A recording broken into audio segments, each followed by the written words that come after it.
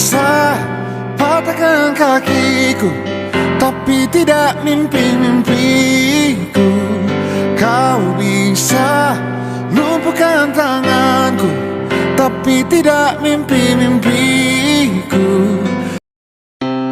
Assalamualaikum warahmatullahi wabarakatuh. Waalaikumsalam warahmatullahi wabarakatuh. Perkenalkan, saya Faiko Rifatul Muna dari TK Pamuji Sari Pakis, dan rekan saya Bapak Martin Hidayat dari SMPN 1 Tayu. Kami berdua merupakan CGP Angkatan 7 dari Kabupaten Pati.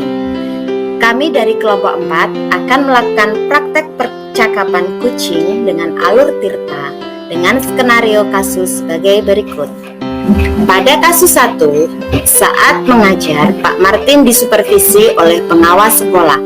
Dan pada saat itu, beliau mengajar tidak menggunakan bahan ajar berupa buku teks. Berikut adalah percakapan kucing untuk alur tirta dengan Coach Pak Iko Rifatul Muna dan Kuci Bapak Martin Hidayat. Terima kasih. Assalamualaikum Bu Baik, apa kabarnya Bu hari ini? Waalaikumsalam Pak Martin, alhamdulillah baik Pak Martin. Bagaimana Pak Martin? Ada yang bisa saya bantu nih hari ini? Sebelumnya saya mohon maaf banget ya Bu, sudah mengganggu waktunya Bu Baik. Enggak apa-apa Pak, kebetulan ini saya juga lagi tidak ada kerjaan yang lain sih. Kemarin ini saya terima WA nih dari Pak Martin, katanya Pak Martin ingin ngobrol dengan saya. Jadi apa nih yang pengen Pak Martin ceritakan dengan saya hari ini? Hari ini Bu, saya mau curhat tentang masalah saya. Apakah Bu Baik bisa membantu saya ya? Oh, dengan senang hati sekali Pak Martin. Kira-kira apa ya yang bisa saya bantu untuk Pak Martin hari ini? Masalahnya apa Pak Martin? Coba Pak Martin bisa ceritakan, mungkin nanti saya akan bisa lah setidaknya membantu Pak Martin. Begini Bu Baik, Bu Baik tentunya masih ingat kan beberapa hari yang lalu ada pengawas datang melakukan supervisi di kelas. Waktu supervisi itu saya mendapatkan teguran Bu dari pengawas tersebut. Oh, jadi masalahnya kemarin itu ada pengawas yang datang di sekolahnya Bapak dan melakukan supervisi seperti itu ya Pak ya. Dan Pak Martin itu mendapat teguran dari pengawas tersebut. Apakah benar Pak seperti itu? Ya, betul Bu Baik. Oh, kalau begitu saya ingin tanya dulu nih sama Pak Martin, di akhir obrolan kita yang singkat ini, apa sih yang Pak Martin harapkan dari percakapan kita ini? Sebenarnya saya hanya ingin mendapatkan solusi Bu, atau pemecahan masalah yang sedang saya hadapi sekarang Bu. Kalau enggak dapat pemecahan lah masalah yang sedang saya hadapi sekarang ini Bu. Oh begitu ya, Pak Martin ingin mendapatkan solusi atas masalah yang sedang Pak Martin hadapi. Coba sekarang bisa Pak Martin ceritakan secara lebih detail apa sih yang Pak Martin alami waktu kemarin disupervisi oleh pengawas? Kalau menurut saya sebenarnya masalahnya itu tidak serius sih Bu. Pengawas kemarin tuh ada sedikit kritikan Bu tentang proses mengajar saya di kelas Bu. Oh, jadi Pak Martin mendapat kritik dari pengawas sekolah tentang cara mengajarnya Pak Martin. Kira-kira nih menurut Pak Martin, apa ya yang membuat sampai pengawas itu mengkritik Pak Martin? Beliau itu sepertinya keberatan Bu waktu melihat saya mengajar. Saya tidak memakai buku teks dalam mengajar. Oh, jadi beliau itu keberatan ketika Pak Martin mengajar tidak menggunakan buku teks ya. Lalu bagaimana tanggapan atau respon dari pengawas tersebut Pak? Saya sejujurnya menyampaikan kepada beliau kalau selama ini saya mengajar, saya menggunakan berbagai sumber, bisa dari buku referensi, di perpustakaan, yang penting mengacu pada kurikulum kan Bu. Ketika saya sampaikan seperti itu, beliau itu kayaknya itu agak tersinggung gitu loh Bu. Oh, jadi Pak Martin sudah menyampaikan alasannya kenapa tidak memakai buku teks ya, karena Pak Martin sudah menggunakan berbagai sumber yang lain dan buku referensi di perpustakaan ya. Boleh saya tahu selama proses pembelajaran yang sudah berlangsung ini, Pak Martin itu mengajarnya seperti apa, Gus? Boleh nggak Pak Martin ceritakan kepada saya? Seperti yang saya ceritakan tadi kan Bu, saya menggunakan berbagai sumber dalam mengajar, dari buku perpustakaan, mengajak siswa untuk menonton video penayangan video-video pembelajaran dan yang interaktif dan menyenangkan. Seperti itu Bu.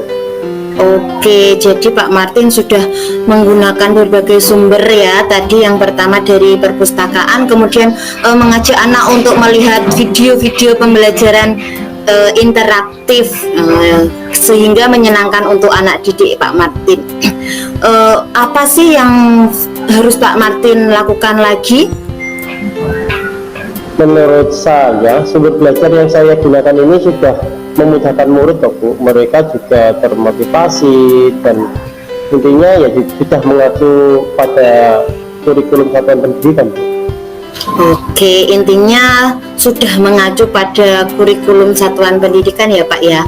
Sudah bagus sih ide yang Pak Martin buat. Bagaimana ya Pak hasilnya nanti saat Pak Martin mengajar menggunakan sumber belajar tersebut? Seperti yang kita ketahui nih ya Pak ya, karakter murid kita kan berbeda-beda Pak, dan gaya belajarnya pun berbeda-beda. Bagaimana itu Pak? Betul juga sih Bu. Kenapa saya tidak kepikiran ke sana ya? Selama ini ada beberapa murid yang hasilnya kurang maksimal sih dalam pembelajaran. Saya pikir ada benarnya juga ya Bu ya. Setelah Pak Martin bercerita, gimana nih sekarang perasaannya? Ya terus terang Bu, beberapa hari ini saya merasa kurang nyaman, saya menjadi resah dan di rumah kepikiran terus.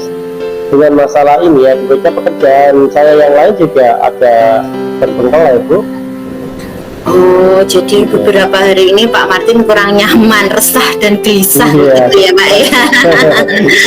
Lalu apa sih yang membuat Bapak itu merasa tidak nyaman, resah dan gelisah itu? Sebetulnya yang membuat saya resah dan tidak nyaman itu ya karena Bapak pengawas kemarin menyampaikan hal tersebut kepada kepala sekolah. Saya takut nanti akan menjadi masalah Bu di kemudian hari. Oke, dari cerita Pak Martin ini yang saya dapat simpulkan, yang membuat Pak Martin ini merasa resah dan gelisah itu ketika Pak Martin disupervisi ya, Bapak itu tidak menggunakan buku teks sebagai sumber belajar, dan ketika pengawas memperingatkannya, memberi argumen sehingga hal tersebut membuat pengawas itu merasa tersinggung Pak, lalu menyampaikan kepada kepala sekolah kita. Apakah seperti itu Bu, Pak? Iya, betul Bu Pak. Dari apa yang sudah Pak Martin sampaikan nih, Pak Martin punya rencana kedepannya itu seperti apa Pak?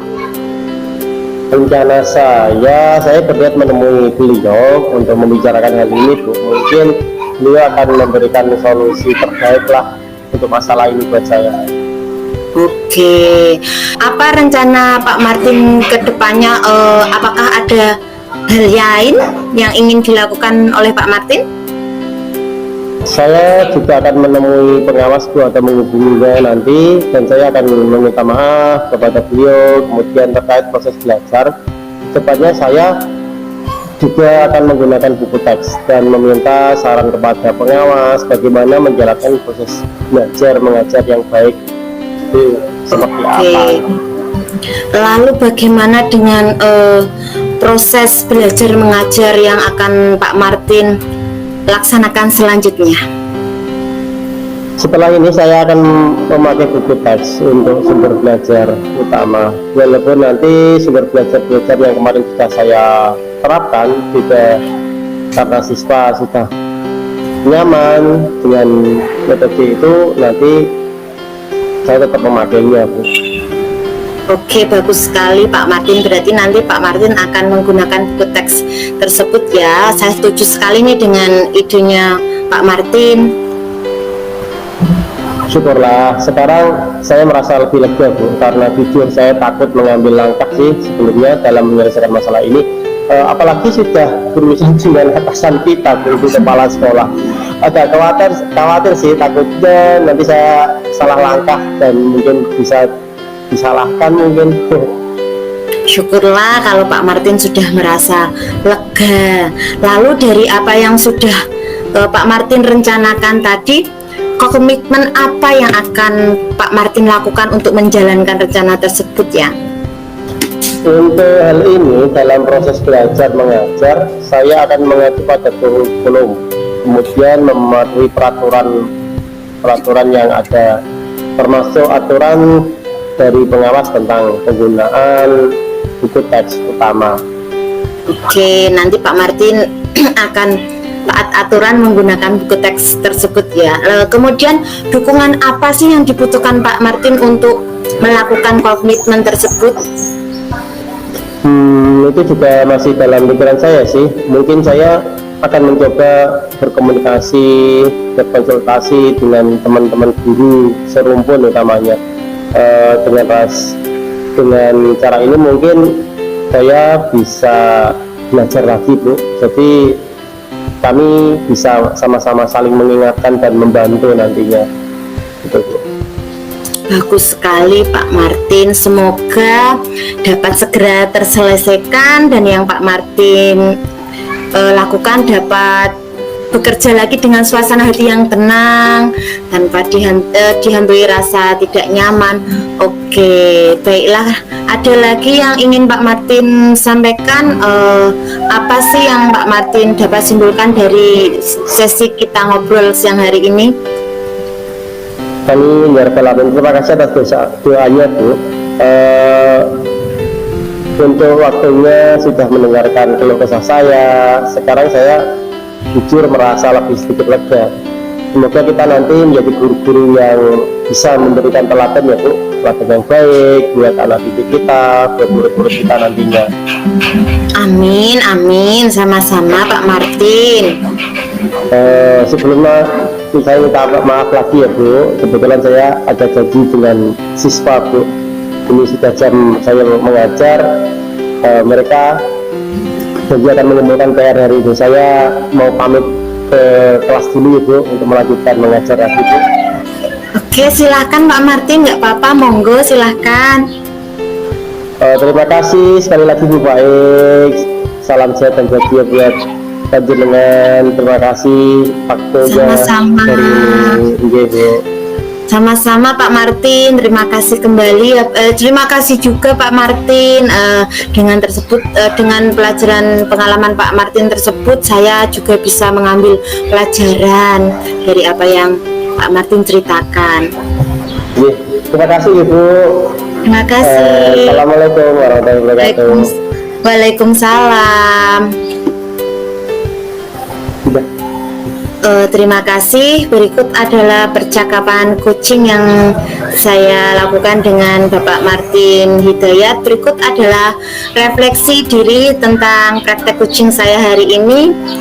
Yang sudah berjalan dengan baik selama percakapan ini adalah alur ceritanya sudah berjalan dengan baik dengan adanya tujuan yang ingin dicapai oleh Kuci. Saya juga sudah bisa mengidentifikasi masalah yang terjadi yang dialami oleh Kuci dan Kuci dapat menyampaikan rencana aksi apa yang akan dilakukannya dan juga melakukan tanggung jawab kapan pelaksanaannya. Yang masih perlu diperbaiki atau ditingkatkan dalam kegiatan ini adalah saya ini masih perlu berlatih untuk menghilangkan asumsi-asumsi saya terhadap Kuci atau menghilangkan judgement lah istilahnya, supaya nanti saya lebih berlatih lagi melontarkan pertanyaan-pertanyaan yang berbobot sehingga nanti komunikasi yang terjalin antara saya dengan Kuci saya dapat berjalan dua arah dan saya dapat menggali potensi yang ada pada diri kuci saya melalui pertanyaan-pertanyaan yang saya lontarkan. Lakukan untuk tetap dalam kondisi present atau kehadiran penuh. Saya berusaha mendengarkan, menyimak, dan memperhatikan sepenuhnya bagaimana kuci saya bercerita, bagaimana bahasa tubuhnya. Saya juga merespon kuci saya dengan anggukan-anggukan kepala. Saya berusaha mendengarkan apa permasalahan yang beliau hadapi. Saya berusaha menempatkan diri saya sebagai teman curhat agar kuci saya merasa nyaman.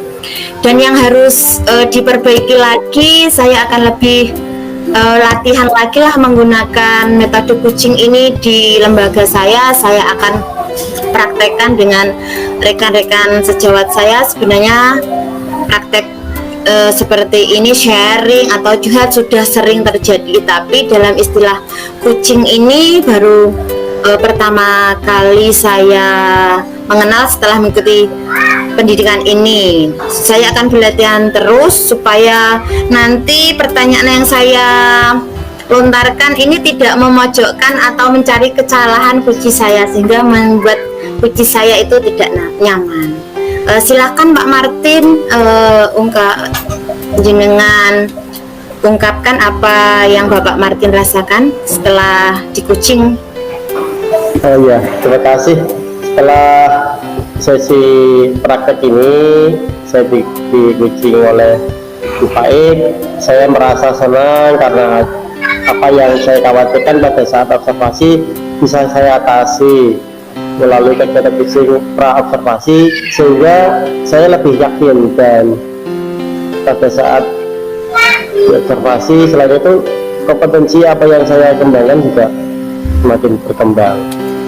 Ya, mudah-mudahan melalui proses simulasi ini nanti bisa kita bawa ke kenyataan yang sebenarnya dunia pendidikan khususnya, untuk menjadikan anak didik kita, murid-murid kita supaya bisa lebih nyaman, bisa belajar dengan baik di sekolah. Terima kasih. Terima kasih. Tepuk tangan.